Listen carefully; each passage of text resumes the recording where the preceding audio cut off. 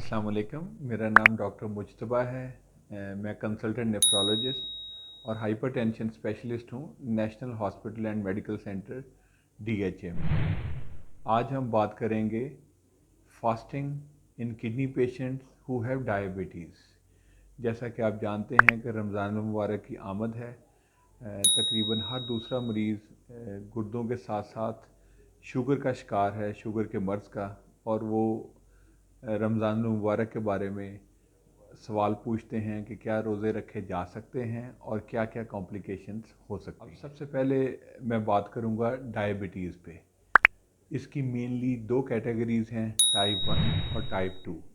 Type 1 patients वो होते हैं जिन्हें ज़िंदगी के अवाइल में ही शुगर के मर्ज़ का सामना होता है और उनको शुरू से ही इंसुलिन की ज़रूरत पड़ती है क्योंकि उनका पैंक्रियाज इंसुलिन नहीं बनाता। और टाइप 2 वो पेशेंट्स होते हैं जिनको अमूमन ज़िंदगी की चौथी या पाँचवीं दहाई में शुगर का सामना करना पड़ता है। वो शुरू में डाइट से कंट्रोल की जाती है, फिर गोलियों की ज़रूरत पड़ती है और आखिर में उनको भी इंसुलिन की ज़रूरत पड़ सकती है। टाइप 1 जो डायबिटीज़ के पेशेंट होते हैं उनको हमेशा इंसुलिन की ज़रूरत पड़ती है, और जैसा कि मैंने बताया कि टाइप 2 डाइट से या मेडिसिन से या इंसुलिन से मैनेज की जाती है। अब रमज़ान मुबारक में सबसे पहले हमें ये देखना होता है कि डायबिटीज़ का कंट्रोल कैसा है।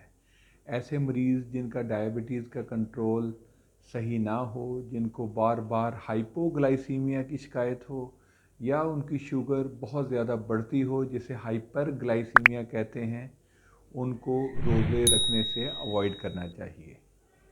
हाइपरग्लाइसीमिया अल्टीमेटली एक ऐसे मर्ज़ में मुब्तला कर सकता है जिसको डायबिटिक कीटो एसिडोसिस कहते हैं। इसमें जिस्म में तेज़ाब की मकदार काफ़ी हद तक बढ़ जाती है और ये एक मेडिकल इमरजेंसी होती है।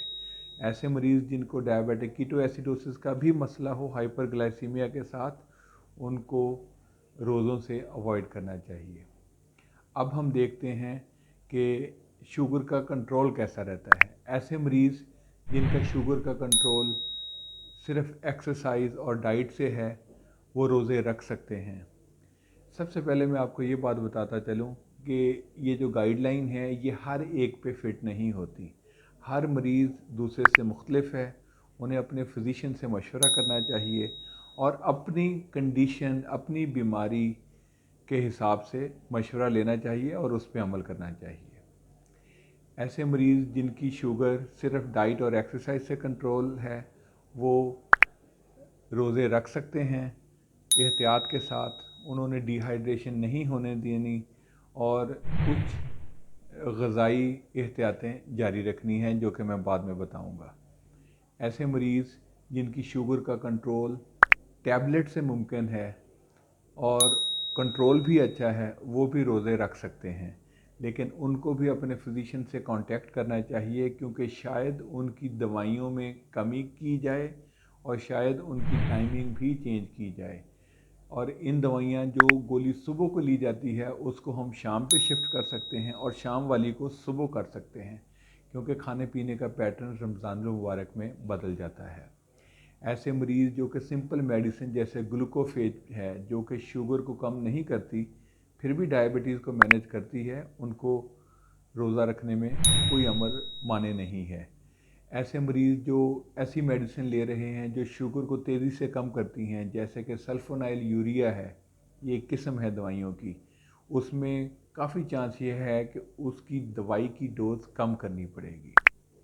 ऐसे मरीज़ जो इंसुलिन लेते हैं लेकिन दिन में एक दफ़ा या दो दफ़ा इंसुलिन लेते हैं और शुगर का कंट्रोल भी बहुत अच्छा है, वो भी रोज़ा रख सकते हैं, लेकिन अगेन उनकी इंसुलिन की डोज और टाइमिंग में तब्दीली की जानी चाहिए। इसके लिए वो अपने पर्सनल फिजिशियन से रब्ता करें। कुछ मरीज़ ऐसे होते हैं जिनकी डायबिटीज़ का कंट्रोल एक मेडिसिन जिसका नाम जो कि नया ग्रुप आया है SGLT2 इनहिबिटर, जिसके अंदर मल्टीपल टैबलेट्स हैं, वो खा रहे हैं। उसकी वजह से डायूरिसिस ज़्यादा होता है, पेशाब ज़्यादा आता है। उस गोली के साथ उनको डिहाइड्रेशन हो सकती है रमज़ान मुबारक में। अगेन वो अपने फिजिशियन से रब्ता करें कि शायद वो गोली की डोज़ कम की जाए या उसको चेंज कर दिया जाए। کچھ مریض ایسے ہیں، بلکہ اکثر مریض ایسے نکلیں گے جن کو ساتھ ہائی بلڈ پریشر کا بھی مسئلہ ہے، شوگر کا بھی مسئلہ ہے اور ڈائبٹیز بھی ہے۔ ایسے مریضوں کے لیے ایک بلڈ پریشر میڈیسن استعمال کی جاتی ہے جسے اینجیوٹینسن کنورٹنگ انزائم انہیبیٹر یا اینجیوٹینسن ریسیپٹر بلاکر کہتے ہیں۔ ایسی کنڈیشن جس میں باڈی میں ڈی ہائیڈریشن ہو اور یہ دوائی لی جائے، اس صورت میں گردے کمزور ہو سکتے ہیں، تو ان دوائیوں کو بھی یا سوئچ کیا جا سکتا ہے یا ان کی ڈوز کم کی جا سکتی ہے رمضان المبارک میں۔ اس کے لیے بھی وہ اپنے فزیشین سے رابطہ کریں۔ ٹاک کا مقصد جو کہ بہت امپورٹنٹ پوائنٹ ہے، یا نٹ شیل میں اگر کہا جائے تو جن کی شوگر اچھے طریقے سے کنٹرول ہے، کڈنی فنکشن سٹیبل ہے، زیادہ دوائیوں پہ نہیں ہیں، یا انسولین بھی 1 یا 2 دفعہ دن میں ضرورت ہے، وہ لوگ روزہ رکھ سکتے ہیں، لیکن ان کو اپنے فزیشین سے رابطہ کرنا چاہیے کہ وہ ان کی ڈوز کو ایڈجسٹ کر دیں اور ان کی ٹائمنگ کو بھی نئے سرے سے سیٹ کر دیں۔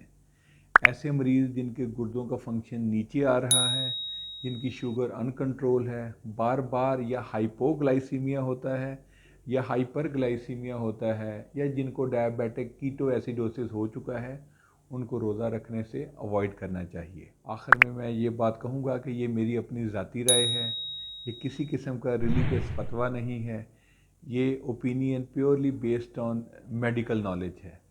اللہ تعالیٰ آپ کا حامی و ناصر ہو۔ اللہ حافظ۔